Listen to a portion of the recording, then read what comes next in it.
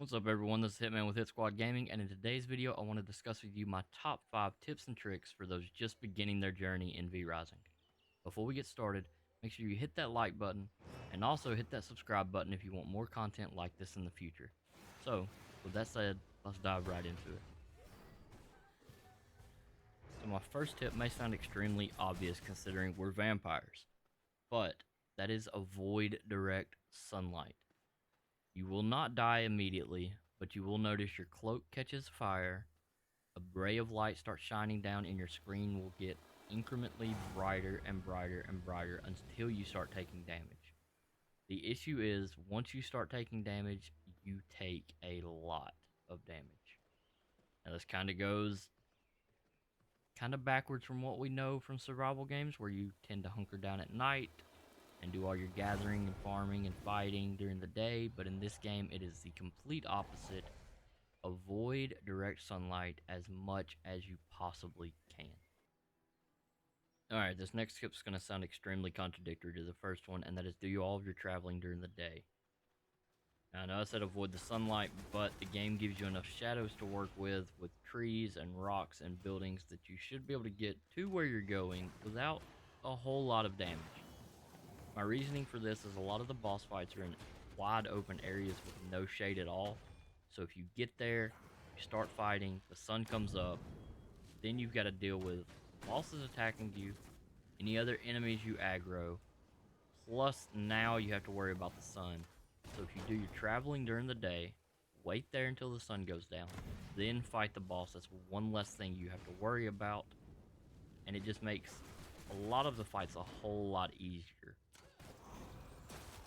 Tip number 3 may take a little while to understand, but it is to pay attention to your blood type and quality. Now, different enemies will have different blood types that you can feed off of. Wolves, bears being creature blood type, humans having a varying range from warrior to brute to rogue, all of which will give you different buffs depending on the quality of the blood. You don't want to go into a boss fight with a worker blood quality. You may not want to go resource gathering with a brute blood type. It's just up to you, but pay attention to your blood types. It will make the game a whole lot smoother. The buffs don't seem to be very drastic at first, but as you get into the later stages of the game, they get kind of aggravating if you go into one of the in-game bosses and you have the wrong blood type and you don't have life leech or something like that to help heal you. So pay close attention to what blood type you have before you go do your activities. Alright, so my next tip is going to be picking the right weapon for your playstyle.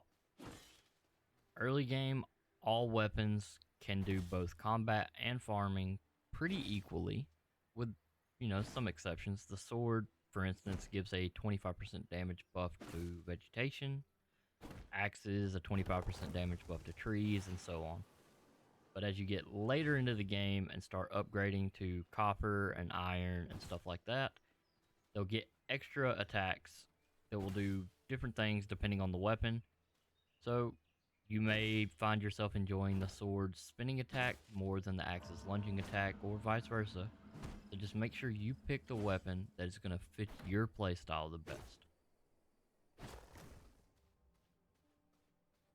And finally, tip number 5 is going to be make sure you are brewing potions.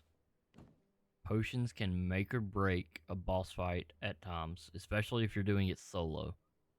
There's potions for spell buffs, there's potions for physical attack buffs. You want to make sure you carry heals with you.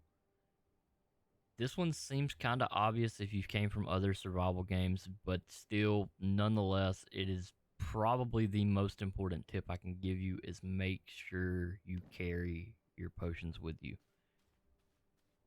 Say for instance, you're going to the monastery, you're going to need holy resistance. If you don't have that, you're going to take holy radiation damage right off the bat, and there's nothing you can do to out heal it.